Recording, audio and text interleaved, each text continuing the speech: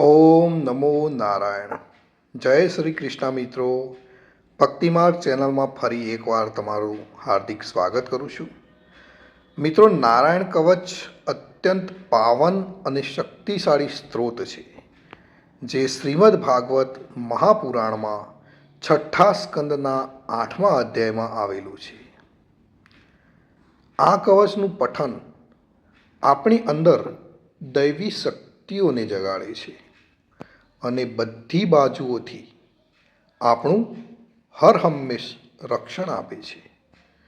કવચ પાઠ કરતાં પહેલાં ભગવાન વિષ્ણુ, નારાયણ, શ્રીહરિ તેમજ સર્વદેવોને વિશ્વ શાંતિ અને આત્મશુદ્ધિ માટે પ્રાર્થના કરવી એ શ્રેષ્ઠકર ગણાય છે. તો આપણે આપણા પરિવાર તેમજ વિશ્વના કલ્યાણ માટે શ્રીહરિને સૌપ્રથમ પ્રાર્થના કરીશું. પછી આપણે સંપૂર્ણ નારાયણ કવચનો પાઠ કરીશું. પ્રાર્થના.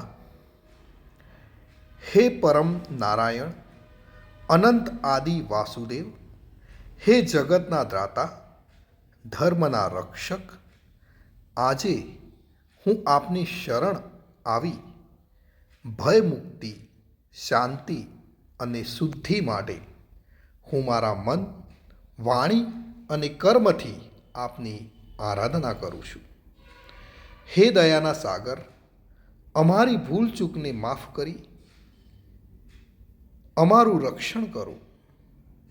આજનો આ નારાયણ કવચનો પાઠ કેવળ મારા માટે નહીં, પણ સંસારના સર્વ જીવોના કલ્યાણ, શાંતિ અને પરમ શ્રેય માટે હું કરું છું. હે હરિ, મારી આંતરિક અને બાહ્ય દુઃખોને નાશ કરો, મને સત્પથ પર ચલાવો અને મારું મન હંમેશા આપના ચરણોમાં અડગ રહે એવી કૃપા કરો. ઓમ નમો નારાયણ. ઓમ વિશ્વ શાંતિ. તો મિત્રો, આપણે નારાયણ કવચનો આ પાઠ સંપૂર્ણ સાંભળીશું, તો જ એમાં કહેવામાં આવેલું ફળકથન આપને પ્રાપ્ત કરી શકીશું. તો મિત્રો, હવે આપણે નારાયણ કવચ સાંભળતા પહેલાં કોમેન્ટની અંદર ભગવાનને યાદ કરી જય શ્રી કૃષ્ણ લખીશું અને ત્યાર પછી આપણે સંપૂર્ણ નારાયણ કવચ સાંભળીશું. અને સાંભળ્યા પછી પણ આપણા જે પણ મિત્રો હોય એમને પણ જરૂરથી શેર કરીશું. તો ચાલો મિત્રો, શરૂ કરીએ છીએ નારાયણ કવચનો પાઠ. શ્રીમદ ભાગવતના છઠ્ઠા સ્કંદના 8મા અધ્યાયમાંથી શ્રી નારાયણ કવચ ત્વષ્ટા ઋષિના પુત્ર વિશ્વરૂપ ઇન્દ્રને કહે છે.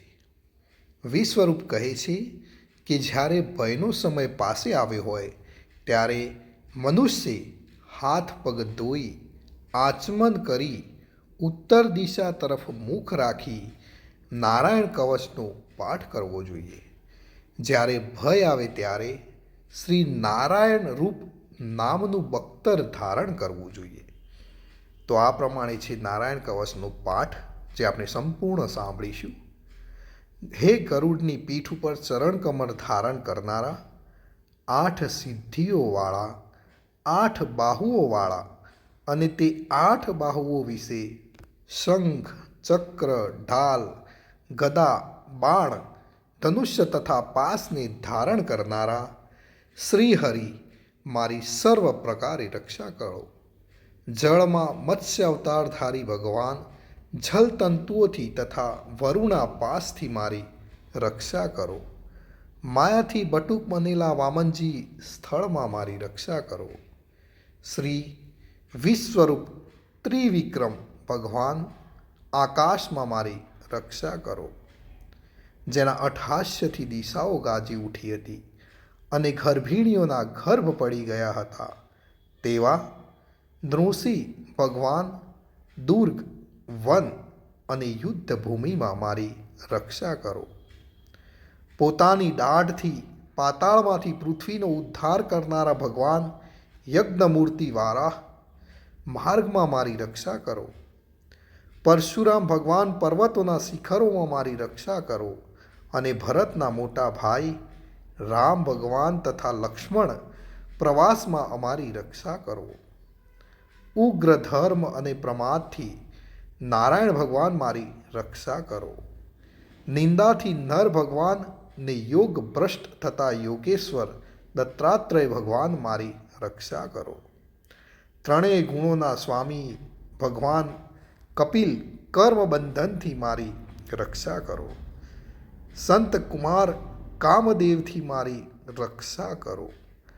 હયગ્રીવ ભગવાન રસ્તામાંથી જતા અને દેવોને પ્રણામ ન કરવા રૂપી અપરાધમાંથી મારી રક્ષા કરો. હે દેવર્ષિ શ્રેષ્ઠ મુનિ નારદ ભગવાન, ભગવાનની પૂજામાં જે કોઈ વિઘ્ન નડે તેનાથી મારી રક્ષા કરો. અને કૂર્મ અવતાર શ્રી હરિ સર્વ પ્રકારના નરકોમાંથી મારી રક્ષા કરો.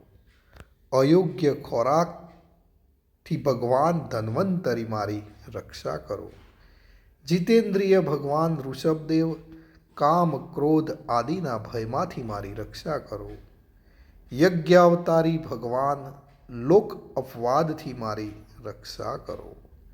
બલભદ્ર ભગવાન મનુષ્ય તરફથી થનારા ઉપદ્રવોમાંથી મારી રક્ષા કરો.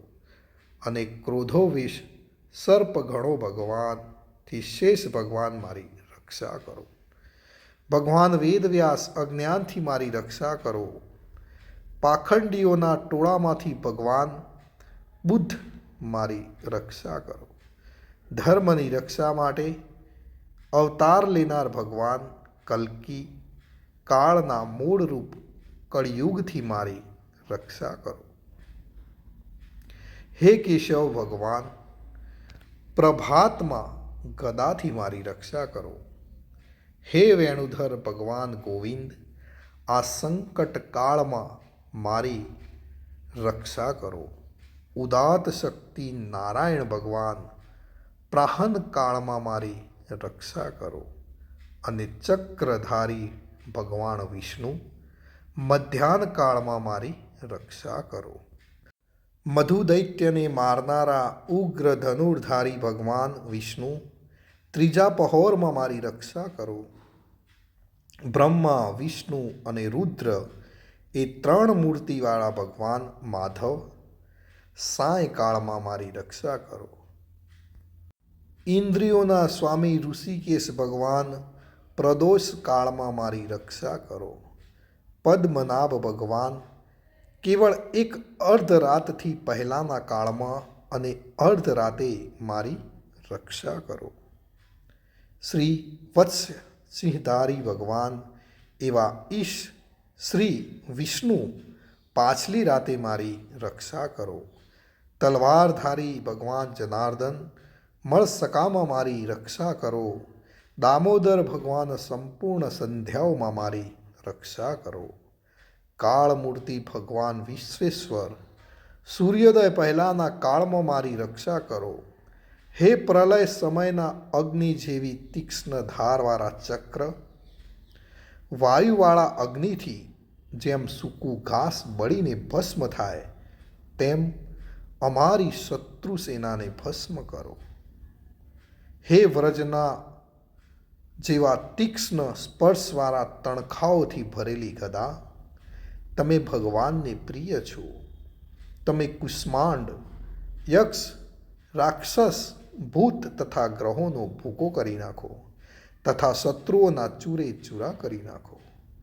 હે પંચજન્ય શંખરાજ, શ્રી કૃષ્ણ ભગવાન તમને ફૂંકીને ભયંકર શબ્દ કરે છે અને તેનાથી શત્રુઓના હૃદય કંપે છે. હે પંચજન્ય શંખરાજ, તમે રાક્ષસો, પ્રમથો, પ્રેતગણ, માતૃકાગણ, પિચાસ, બ્રહ્મ રાક્ષસ તથા બીજા ઘોર દ્રષ્ટિવાળાઓને નસાડી મૂકો. હે તીક્ષ્ણ ધારવાળી તલવાર, તમે ભગવાનના હસ્ત દ્વારા પ્રેરાઈને મારા શત્રુઓના સૈન્યને કાપી નાખો. હે સેંકડો ચંદ્ર જેવા મંડળ સમાન ઢાલ, તમે શત્રુઓની આંખોને ઢાંકી દો તથા પાપ નજરવાળાઓની પાપ દ્રષ્ટિને હરી લો. અમને ગ્રહોથી, કેતુઓથી, મનુષ્યોથી, સર્પોથી અને દાઢવાળા પ્રાણીઓથી તથા પાપોથી જે ભય થાય છે તે સૌ તથા જેઓ અમારા સુખમાં વિઘ્ન કરનાર છે તે સર્વે ભયો ભગવાનના નામરૂપ અસ્ત્રના કીર્તનથી જ તુરત જ નાશ પામો. વૈદિક સ્ત્રોતોથી સ્તુતિ કરાયેલા વેદમય તથા સમર્થ ગરુડ ભગવાન સર્વ સંકટોમાં મારી રક્ષા કરો તથા વિશ્વસેન ભગવાન પણ પોતાના નામો લેવા વડે સર્વ સંકટોમાંથી મારી રક્ષા કરો. શ્રી હરિના નામ, રૂપ, વાહન અને આયુધો સર્વ દુઃખોમાંથી અમારી રક્ષા કરો. ભગવાનના મુખ્ય પાર્ષદો અમારી બુદ્ધિ, ઇન્દ્રિય, મન તથા પ્રાણની રક્ષા કરો. આ સાકાર નિરાકાર જે કંઈ જગત છે સર્વ ભગવાનનું સ્વરૂપ છે. આ સત્યથી મારા સર્વ ઉપદ્રવો નાશ પામો. અભેદ દ્રષ્ટિવાળા મનુષ્યોને ભગવાન પોતે ભેદરહિત જોવામાં આવે છે તો પણ તે પોતાની માયાથી આભૂષણો, આયુધો તથા ચિહ્ન નામની શક્તિઓને ધારણ કરે છે. તે સત્ય પ્રમાણ વડે જ સર્વજ્ઞ તથા સર્વવ્યાપક ભગવાન શ્રી હરિ સર્વ પ્રકારના રૂપો વડે સર્વદા અમારી રક્ષા કરો. શ્રી નૃસિંહ નામના ઉચ્ચારણથી જ જળ, વાયુ, અગ્નિ આદિનો પ્રભાવ પોતાના તેજથી દૂર કર્યો છે એવા લોકના ભયને દૂર કરનારા ભગવાન નૃસિંહ સર્વત્ર ચોતરફ મારી હર હંમેશ રક્ષા કરો. મિત્રો, નારાયણ કવચ કરીએ તો એનું ફળ કથન શું થાય એ વિશ્વરૂપ કહે છે. વિશ્વરૂપ કહે છે, હે ઇન્દ્ર, આ નારાયણ કવચ તમારી આગળ જે કહ્યું છે, જે ધારણ કરવાથી તમે શ્રમ વિના અસુરોના અધિપતિઓને જીતશો. આ નારાયણ કવચને ધારણ કરનારો મનુષ્ય કે સાંભળનારો મનુષ્ય નેત્રથી જેના તરફ જુએ છે અથવા તો પગ વડે જેને અડકે છે તે તુરત જ બધા જ ભયોમાંથી છૂટી જાય છે. આ કવચ ભણનાર પુરુષને કોઈ દિવસ રાજાઓ તરફથી, ચોર તરફથી, ગ્રહો થકી, વ્યાઘ્ર આદિ તરફથી તથા બીજા કોઈ તરફથી ક્યારેય કોઈ પ્રકારનો ભય રહેતો નથી. તો મિત્રો, આ હતું આપણું રક્ષણ કરનારું નારાયણ કવચ. ભગવાન સર્વનું રક્ષણ કરે એવી જ મારી પ્રાર્થના. જય શ્રી કૃષ્ણ, જય શ્રી કૃષ્ણ, જય શ્રી કૃષ્ણ.